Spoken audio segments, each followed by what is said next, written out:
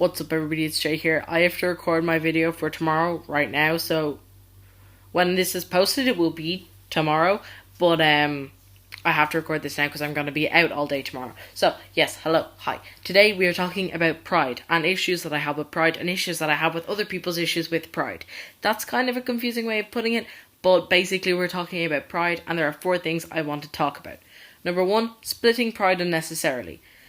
We have trans pride in Dublin, which is a good thing. I like trans pride and I support trans pride. I didn't attend any of the pride events for trans pride this year, but I know that they were good. I know people who went to them and people liked it. It was fun.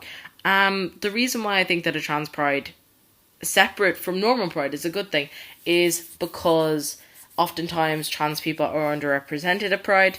Trans people have some issues that do differ quite a bit from other parts of the LGBT community. There are cis people in the LGBT community who are transphobic, and that can make going to Pride a scary thing for a lot of people, especially if you don't pass and people don't know about like asking someone what their pronouns are, etc., etc. And basically, I, as a trans person, can understand why we have trans pride. A lot of the trans pride events were about meeting other trans people specifically and about like engaging in certain things and celebrating trans people specifically, which I can understand, especially seen as like it's an underrepresented group within the LGBT community. However, I cannot comprehend why some people have decided that they should try and make a separate pride for drag queens. The reason why I can't comprehend this is because from my experience in Dublin Pride, drag queens are the largest group at Pride.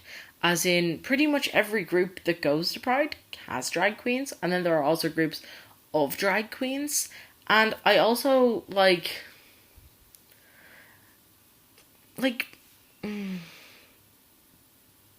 the inference is also that being a drag queen makes you inherently queer, which isn't true. Just the fact that a lot of people who do drag are queer doesn't mean that all people who do drag are queer. But the fact that like the most represented group of Pride wants to have its own separate Pride, as if they don't already have the vast majority of the Pride parade, is kind of iffy to me. Especially since a lot of like drag has aspects of trans misogyny in it and transphobia, which is not cool. And I feel like if there was a pride specifically for drag queens, those issues with drag would only be more exaggerated within that group. Number 2 is I don't like the fact that a lot of people are complaining about commercial groups of pride for 2 reasons. Number 1, commercials, groups and companies can and do have LGBT staff. And part of the reason why commercial groups, not just for positive publicity, not just for advertising, but part of the reason that commercial groups engage in Pride festivals is because they want people in their company to be comfortable. And they want people to know that they don't accept discrimination in their company. For example, if I go into, let's say, Tesco tomorrow and I find myself getting discriminated against for some reason because I am trans, and I decide that I won't complain because other people have told me that complaints to Tesco about transphobia don't get taken seriously, then that's not a good thing. Whereas if Tesco have had a float in Dublin Pride and I know that they take LGBT issues seriously, then I would be more likely to report that complaint. It has a positive effect, not just positive publicity and advertising. It does have a positive effect on people both working there and people who consume whatever product they are selling. The other reason why I feel like it's important for commercial groups to be at Pride is because, and wait for it, they contribute money to Pride. Like, think of it this way, Pride parades are huge. They need money to be organised and run, and money doesn't come out of thin air. Money don't grow on trees. You can't pull money out of your ass. So, like, you need to have money. And commercial groups, at least at Dublin, if you are not a non-profit organisation, you have to pay to participate in Pride. And therefore, depending, it's equivalent to how many people you have in the parade. And then there's an extra fine if you have a vehicle as well. Like a fine. No, there's an extra cost if you have a vehicle as well. And like, my point there is that they pay quite a bit. Like, they pay quite a bit. I'll be honest. I feel like it's quite a lot of money. And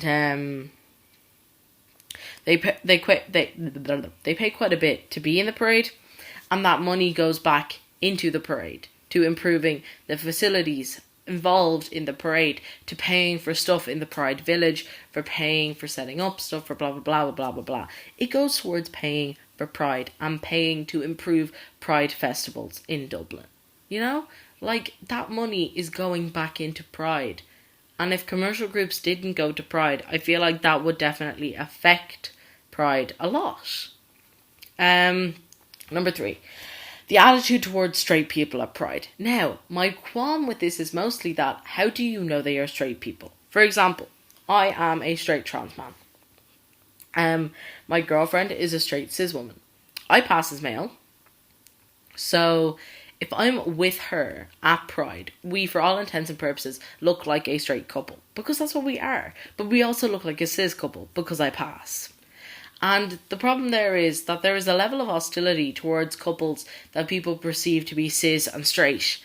And the issue with that is that, like, that perception isn't always going to be 100% accurate. For example, if you see a couple that you perceive to be straight and cis at Pride, you don't know that. One or both of them could be trans, one or both of them could be ace, one or both of them could be bi or pan, one or both of them could be any number of identities. They could be, like, it could be a gay couple where one of them is trans and in the closet. They could be non-passing trans people. Like, there's any number of ways that you could be wrong, is what I'm trying to say. And the negative attitude towards straight people at Pride stems from the fact that people feel like Pride is a safe space and they don't want straight people at Pride because of that. But the thing is that Pride isn't necessarily always going to be a safe space because it's a very public event. It's not the kind of thing where, like, if you go to an LGBT, like, support group and, like, you have to, like, it's a lot more down low. It's not such a public event, whereas literally anyone can rock up to Pride. Like, Pride is in the middle of Dublin city centre.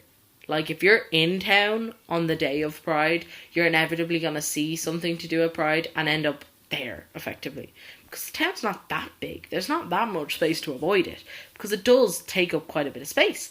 And, like, my issue would be more that, like, the people who shouldn't be going to Pride are people who are discriminatory in some way, shape or form to another group of people. And that's not just a cis straight person thing. I mean that, like, queer people who are transphobic, cis queer people who are transphobic, gay and lesbian people who are biphobic and panphobic, queer men who are misogynistic, anyone who's racist. Like, it's not right to have people at Pride who are discriminatory. Like, I saw people at Pride who I know full well are transphobic individuals, but they are queer, so they were at Pride. And how are people at Pride supposed to feel safe if there are people at Pride who specifically have made safe spaces unsafe for them, is what I'm trying to say. And, like, the thing is, that's the thing about Pride. It's a public event. You can't vet people who are going to Pride, and it's just not a conceivable thing to ban straight cis people from Pride. And, like, even if I thought, like, I don't think banning straight cis people from Pride is a good idea, but, like, the reason I don't think that is because, like, I'm dating a straight cis person. She's an ally. She supports me. She went to Pride to support me and to support any of her friends who are LGBT, because quite a lot of her friends are LGBT. And there's no problem with that. She was there with a group of her LGBT friends. And, like, her other friends who are straight and cis. But like, that's fine. There's no issue with that. And I don't see people who have, I don't understand why people have an issue with that. And moving on to the last thing, which I feel like will be the most controversial, which is why I left it to the last part. I have seen a lot of talk about the statement Pride is political. And I feel like a lot of that has come from the fact that Toronto Pride, a lot of people at Toronto Pride within the last few days have been talking about Pride being political. And I don't agree with that statement. And I'm going to explain why I don't agree with that statement. I don't agree with the statement Pride is political because I feel like LGBT rights, LGBT issues, LGBT identity shouldn't be a political issue. The fact that it is a bad thing. And I feel like by saying Pride is political, you play into that. I just don't like the fact that like my identity as a trans person is not political. My right to change my gender legally, my right to self-declare my gender, my right to transition are not like legal issues. They should be rights that I just have, and I shouldn't have to fight for them. And I feel like by saying that Pride is political, we infer that LGBT issues are political issues that you can have a stance on, and you're not just being homophobic, you aren't just being transphobic. It makes it seem like it's okay. Because the majority of political issues, there isn't a right or a wrong. There's an opinion, and there's another opinion. You know? And I feel like by saying Pride is political, you infer that upon LGBT issues. Even more so, like if there's other political issues being brought up at Pride. For example, there was a stall for people who were signing a petition to repeal the 8th Amendment, which is the thing that bans abortions in Ireland. And me and my friends signed it because that's something I agree with. I'm very pro-choice. And that's another thing that, like, that will be a political issue of Pride, but I don't feel like that should be a political issue either, because that is a person who is able to get pregnant's right to have an abortion. That's not something that should be a political issue. You are either pro-life and denying someone their right to control over their body, which is a disgusting thing, or you're pro-choice and you agree with the fact that people should have a right to do what they want with their own body. And other issues like around like other marginalized communities, stuff about racism, ableism, stuff about xenophobia, stuff about like I can't think of a word for like general religious intolerance, but like Islamophobia, stuff like that. All of those things, they shouldn't be political issues. It's discrimination, and discrimination is immoral. And in my opinion, immoral things such as those shouldn't be political issues, even though they are. Either way, this video has been so rambly and ranty and like long. But yeah, thank you for watching this video. The like button is down here. The subscribe button is over there. And the comment box is open below for you to agree, disagree, express your opinion, ask a question about what I just made a video about. Thank you for watching. I'll see you next time. Bye.